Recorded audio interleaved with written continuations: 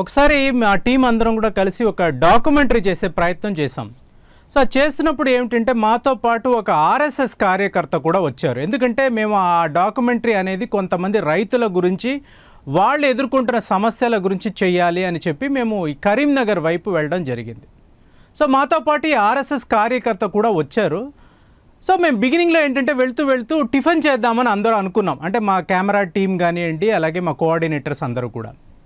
ఈయన అడిగాం, సార్ మీరు ఏం తింటారు అంటే నేను ఏమి తినను అని చెప్పారు. అదేంటి మీరు బ్రేక్ఫాస్ట్ ఏం చెయ్యరా అంటే లేదండి పొద్దున లేచినప్పుడు ఒక గ్లాస్ పాలు తాగుతాను అని చెప్పారు. సరే మరి టీ అయినా తాగండి అంటే టీ కూడా నేను తాగనండి అంటే అసలు మీరు టీయే తాగరా అంటే లేదు టీ తాగుతాను కానీ బయట హోటల్లో అక్కడ నేను తాగను అన్నారు. మరి టిఫిన్ కూడా అంతేనంటే టిఫిన్ కూడా అంతేనండి, బయట హోటల్స్లో మేము టిఫిన్లు టీలు లాంటివి తాగము అని చెప్పారు. మాకు అర్థం కాలేదు ఏంటి సార్ అంటే హైజెనిక్గా ఉండదనా లేకపోతే వాళ్ళు ఏమైనా కల్తీ చేస్తారా అని చెప్పి అడగడం జరిగింది. దానికి ఆయన చాలా విచిత్రమైన జవాబు చెప్పారు. ఆయన ఏం చెప్పారు అంటే ఇప్పుడు వీళ్ళు ఇడ్లీలు దోశలు పూరీలు అంటూ చేస్తారు, చేసినప్పుడు వీళ్ళు ఏ పిండి వాడతారు అనేదేనండి మాకు వచ్చిన చిక్కు. ఒకవేళ ఇప్పుడు మీరు రోటీని తీసుకోండి, వీళ్ళు విదేశ కంపెనీకి సంబంధించిన ఆ పిండితో కూడా రోటీలు చేయొచ్చు కదా. సో దానిని తయారు చేసే ఆ కంపెనీ పిండిని మనం తినడం వల్ల మన దేశానికి మనం ద్రోహం చేసిన వాళ్ళం అవుతాము అన్నారు.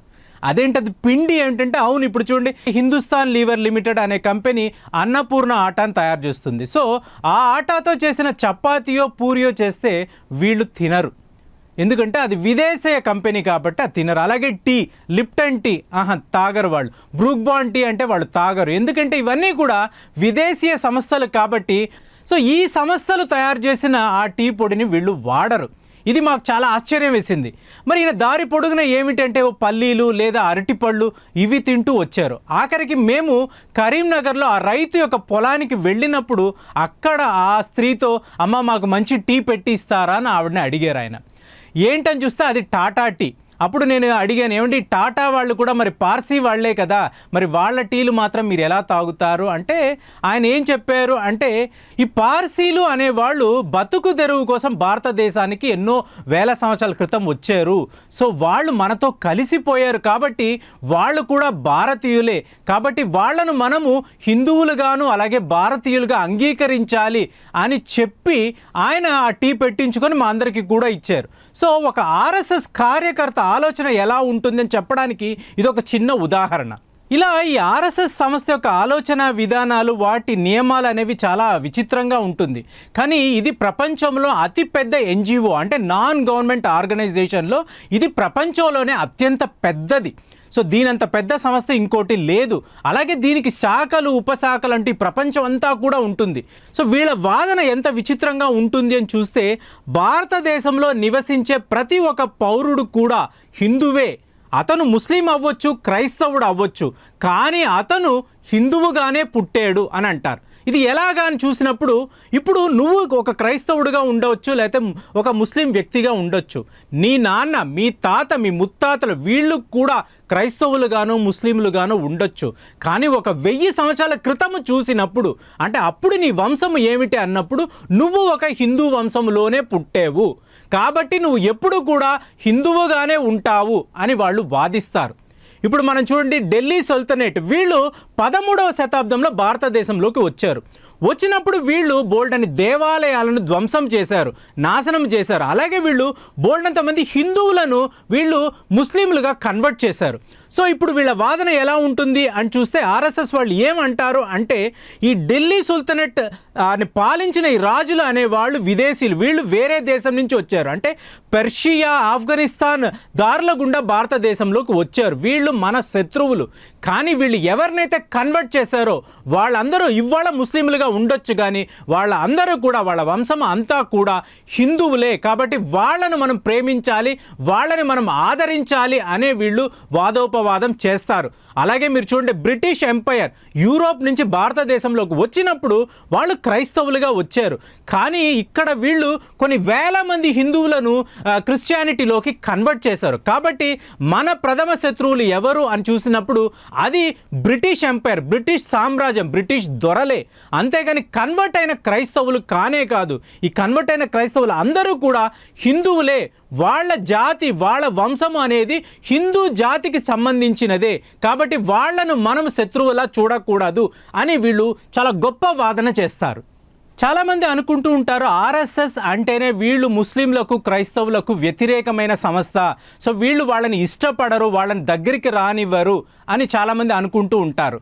మీరు చూడండి 2002లో ముస్లిం రాష్ట్రీయ మంచ్ అని ఒక సంస్థను ఆర్ఎస్ఎస్ నాయకుడు కేఎస్ సుదర్శన్ ఏర్పాటు చేశారు. అదేంటి, ఒక ఆర్ఎస్ఎస్ సంస్థ ఒక ముస్లిం సంస్థను ఏర్పాటు చేయడం ఏమిటి అంటే, మనం ఇప్పుడు అనుకున్న ఇదే వాదనే కేఎస్ సుదర్శన్ గారు కూడా అప్పుడు వాళ్ళ ముందు పెట్టారు. ముస్లింలు అనేవాళ్ళు హిందువులే, వీళ్ళు నివసిస్తున్నది అంతా కూడా హిందూ దేశంలోనే, ఈ భారతదేశంలో నివసించే ప్రతి ఒక్క పౌరుడు కూడా హిందువే, కాబట్టి ఈ ముస్లింలను దగ్గరకు చేర్చుకోవాలి, వీళ్లతో స్నేహపూర్వకమైన మన అనుబంధాన్ని ఏర్పరచుకోవాలి. ఇదంతా కూడా నేషనల్ కాంగ్రెస్ చేసిన ఒక కుట్ర. సో ఈ ఇండియన్ నేషనల్ కాంగ్రెస్ ఏమి చేసింది అంటే, వాళ్ళ అధికారంలో ఉండడానికి హిందువులను ముస్లింలను విడగొట్టింది. కానీ మన ఆర్ఎస్ఎస్ వీళ్ళని కలపాలి, ఎందుకు అంటే ముస్లింలు అనేవాళ్ళు వేరే వాళ్ళు కాదు అని చెప్పడానికి. కానీ దౌర్భాగ్యమైన పరిస్థితి ఏమిటి అంటే, ఇవాళ భారతదేశంలో నివసిస్తున్న హిందువులు ముస్లింలను వ్యతిరేకిస్తున్నారు, శత్రువుల్లా చూస్తున్నారు. అలాగే ముస్లింలు కూడా మేము మైనారిటీలము, హిందువులు మా మీద దౌర్జన్యం చేస్తున్నారని వీళ్ళు భావిస్తున్నారు. అంటే ఇక్కడ ఒకరికొకరు శత్రువుల్లా చూస్తున్నారు. మీకు పరిస్థితి ఎలా ఉంటుందంటే, ఇండియా పాకిస్తాన్కు మ్యాచ్ జరిగినప్పుడు ఒకవేళ భారతదేశం ఓడిపోతే మీకు కొన్ని ప్రదేశాల్లో, అంటే ఇండియాలో కొన్ని రాష్ట్రాల్లో కానీ కొన్ని ప్రదేశాల్లో పాకిస్తాన్ గెలిచిందని చెప్పి టపాకాయలు పేల్చి సంబరాలు చేసుకునే ఎంతోమంది ముస్లింలు ఉన్నారు. అలాంటి వాళ్లను ఆర్ఎస్ఎస్ దేశ ద్రోహులుగా గుర్తిస్తుంది. ఎందుకంటే నీ ఉనికి నువ్వు తెలుసుకోవట్లేదు. ఒకప్పుడు నువ్వు హిందువుగా ఉండి ఇవాళ ముస్లింగా మారావు, నువ్వు ముస్లింగా చెయ్యబడ్డావు. అలాంటప్పుడు నువ్వు పాకిస్తాన్ దేశాన్ని ఎలా సపోర్ట్ చేస్తావు? మీరు దేశానికి చాలా పెద్ద ద్రోహం చేస్తున్నారు అని చెప్పి ఆర్ఎస్ఎస్ వాదిస్తుంది. అలాగే ఈ ముస్లిం రాష్ట్రీయ మంచ్ అనేది ఎన్ని గొప్ప పనులు చేసిందని చూస్తే, అంటే ఇది ఆర్ఎస్ఎస్లో ఒక వింగ్ అనడాన్ని చాలా పర్ఫెక్ట్గా ప్రూవ్ చేస్తూ వస్తుంది. 2009లో జామియత్ ఉలేమా ఈ హింద్ అని ఒక సంస్థ ఉంది. ఇది భారతదేశంలోనే ముస్లింలకు చెందిన అతిపెద్ద సంస్థ. ఇది ఏం చేసింది అంటే, వందే మాత్రం అనే గీతాన్ని మన ముస్లింలు ఎవరు కూడా పాడకూడదు, ఇది అగైనెస్ట్ టు అవర్ ఇస్లాం అని చెప్పి ఒక ప్రకటన, అంటే ఒక ఫత్వాను వాళ్ళు జారీ చేశారు. కానీ చూడండి, ముస్లిం రాష్ట్రీయ మంచ్ ఏం చేసింది అంటే, ఎన్నో వందల స్కూళ్లకు వెళ్ళి వందే మాత్రం అనేది మన జాతీయ గీతం, అంటే ప్రతి ఒక్క పౌరుడు కూడా తన దేశభక్తిని చాటుకోవడానికి ఈ వందే మాతరం గీత ఆలాపన అనేది చాలా చాలా ముఖ్యం. ఇది హిందూ అవ్వచ్చు, ముస్లిం అవ్వచ్చు, క్రైస్తవుడు అవ్వచ్చు, ఎవరైనా కానివ్వండి, మీరు భారతీయులు అయ్యుంటే, హిందుస్థాన్లో మీరు ఉంటే, హిందుస్థాన్ పౌరులుగా మీరు ఉంటే మాత్రం వందే మాత్రం అనే ఈ జాతీయ గీతాన్ని ఆలపించాలి, ఆలపించి తీరాలి అని ఎన్నో వందల స్కూళ్ళలో వెళ్ళి వీళ్ళు ప్రచారం చేసి అక్కడ ఉండే ముస్లింల చేత వందే మాత్రం పాడించారు. అది వాళ్ళు చేసిన గొప్ప పని. దీనికోసమే 1925లో హెగ్డేవర్ గారు ఆర్ఎస్ఎస్ను స్థాపించినా కూడా వాళ్ళు ఎప్పుడూ కూడా స్వతంత్ర పోరాటంలో పాల్గొనలేదు. ఇది చాలామందికి ఆశ్చర్యంగా ఉంటుంది, కానీ ఇదే నిజం. ఆర్ఎస్ఎస్ అనేది, అంటే రాష్ట్రీయ స్వయం సేవక్ అనే ఈ సంస్థ ఎప్పుడూ కూడా స్వతంత్ర పోరాటంలో పాల్గొనలేదు. వీళ్ళ స్వతంత్రం ఎప్పుడూ కూడా హిందూ జాతిని ఎలా కాపాడాలి, హిందూ జాతిని ఎలా రక్షించాలి అనే ఒకే ఆలోచనలో ఉండేదే తప్ప వీళ్ళు బ్రిటిష్ ప్రభుత్వాన్ని ఎదిరించి ఎప్పుడూ కూడా పోరాటం అనేది చెయ్యనే లేదు. కానీ ఈ ఆర్ఎస్ఎస్ సంస్థ భారతదేశంలో 3 సార్లు బ్యాన్కి గురి అయ్యింది. అదే విచిత్రము. అంటే ప్రభుత్వంతో తమకు ఎలాంటి సంబంధము లేదు, హిందూ జాతి కోసమే పోరాటం చేస్తున్నామని అన్నా కూడా ప్రభుత్వం పనిగట్టుకొని దీన్ని 3 సార్లు బ్యాన్ చేసింది.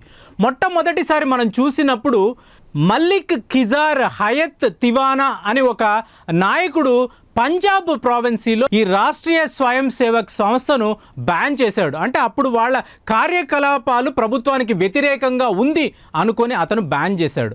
ఇక రెండవసారి మన అందరికీ తెలుసు, మహాత్మా గాంధీ గారి హత్య జరిగినప్పుడు దీనికి కారణం ఆర్ఎస్ఎస్ అని చెప్పి దాన్ని బ్యాన్ చేయడం జరిగింది. ఇక మూడవసారి చూసినప్పుడు ఎమర్జెన్సీ వచ్చినప్పుడు ఇందిరాగాంధీ గారు పనిగట్టుకొని ఒక్కొక్క మతపరమైన సంస్థలను బ్యాన్ చేస్తూ వస్తున్నప్పుడు ఆర్ఎస్ఎస్ను కూడా బ్యాన్ చేసింది. సో ఇలాగ 3 సార్లు బ్యాన్ అయినప్పటికి కూడా ఆర్ఎస్ఎస్ ఏ రోజు కూడా కాన్స్టిట్యూషన్ ఆఫ్ ఇండియాను ఎప్పుడు కూడా ఒప్పుకున్నది లేదు. ఎందుకు ఒప్పుకున్నది లేదు అంటే, మీరు రాసిన ఈ కాన్స్టిట్యూషన్ ఆఫ్ ఇండియా అంటే డాక్టర్ అంబేద్కర్ గారు దీనిని నిర్మాణం చేశారు. సో ఆయన వీళ్ళు ఎప్పుడు వ్యతిరేకిస్తూనే వచ్చారు. ఎందుకు ఏమంటారు అంటే, ఈ కాన్స్టిట్యూషన్ ఆఫ్ ఇండియా అనేది యూరోప్ వాళ్ళు తయారు చేసినది, అంటే బ్రిటిష్ వాడు వదిలేసి వెళ్ళిన ఒక నియమాన్ని మీరు పట్టుకొని భారతదేశానికి మీరు ఈ కాన్స్టిట్యూషన్ అనే అంటే రాజ్యాంగం అనే దాన్ని మీరు నిర్మిస్తున్నారు. ఇది పూర్తిగా తప్పు. భారతదేశం అనేది హిందువు దేశము, అంటే మనుస్మృతిలో ఏమైతే రాయబడి ఉందో ఆ విషయాలను తీసుకొని మీరు రాజ్యాంగాన్ని నిర్మించాలే తప్ప ఇలాగే ఎవడో వదిలేసి వెళ్ళిన దాన్ని పెట్టుకొని మీరు రాజ్యాంగాన్ని తయారు చేయడం ఏంటి, ఇది పూర్తిగా తప్పు అని ఆర్ఎస్ఎస్ ఎప్పుడూ కూడా ఆర్గ్యూ చేస్తుంది. అలాగే వీళ్ళు ఏమంటారంటే, భారతదేశం అనేది కొన్ని వేల సంవత్సరాల క్రితం ఉన్న నాగరికత, దానికి ఎన్నో రంగులు తెలుసు. అలాంటి దానికంటూ ఒక ప్రత్యేకమైన రంగు ఉంది, అది కాషాయము. మీరు దాన్ని వదిలిపెట్టి ఇప్పుడు ఈ 3 రంగులతో ఉండే జాతీయ జెండాను తయారు చేయడం ఏంటి?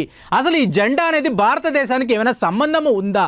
మీ భారతదేశ జెండా అనేది కాషాయములోనే ఉండాలి, అదే హిందుత్వాన్ని కలిపే రంగు, ఆ రంగులోనే మీరు నేషనల్ ఫ్లాగ్ అనే దాన్ని తయారు చేయాలని చెప్పి దాన్ని కూడా వాళ్ళు వ్యతిరేకిస్తూనే వచ్చారు. అంటే ఇవాళ వరకు మీరు చూడండి, ఆర్ఎస్ఎస్ అనేది మీకు కాషాయ రంగుతో కాషాయ వర్ణాన్ని కొలుస్తున్న ఒక సంస్థగానే ఉంటుంది తప్ప, సో వీళ్ళ వరకు భారతదేశానికి జెండా అంటే అది కాషాయ రంగులోనే ఉంటుంది. ఆర్ఎస్ఎస్ ఏ రంగునైతే వాడుతుందో, ఏ జెండానైతే వాడుతుందో అదే భారతదేశానికి అంటే హిందూ దేశానికి అదే చిహ్నంగా ఉండాలి అని వీళ్ళు ఎప్పుడూ నమ్ముతూ ఉంటారు. సో ఇలా చూసుకున్నప్పుడు రాష్ట్రీయ స్వయం సేవక్ అనే ఈ సంస్థ ఎప్పుడు కూడా ప్రభుత్వ అధికారానికి లొంగదు, అలాగే ప్రభుత్వాన్ని ఇది కూడా శాసించదు. ఇది తనకంటూ ఒక నియమ నిబంధనలు పెట్టుకొని దానికి కావలసిన కార్యకర్తలను తయారు చేస్తూ వాళ్ళందరూ కూడా హిందూ జాతి కోసం, హిందూ మతము కోసం, హిందూ ఆత్మ గౌరవం కోసం ఎప్పుడు పోరాడుతూనే ఉండాలి అని మాత్రము వాళ్ళకి హితోపదేశం చేస్తుంది. సో మేము కలిసి వెళ్ళిన ఆ కార్యకర్త, ఆర్ఎస్ఎస్ కార్యకర్త పెళ్లి చేసుకోలేదు, దేశము కోసం తన కుటుంబాన్ని కూడా అతను త్యాగం చేశాడు. ఒంటరిగా ఒక గదిలో ఉంటూ ఎప్పుడు కూడా వివేకానందుడు చెప్పిన ఆ హితబోధనలు చదువుతూ అతను యోగాసనాలు వేస్తూ ఇలా గ్రామాలకు వెళుతూ హిందూ జాతిని బాగు చేయాలనే ప్రయత్నంలోనే అతను తన జీవితాన్ని అంతా కూడా అంకితం చేశాడు. సో ఆర్ఎస్ఎస్ కార్యకర్త అనేవాడు అలా ఉంటాడు.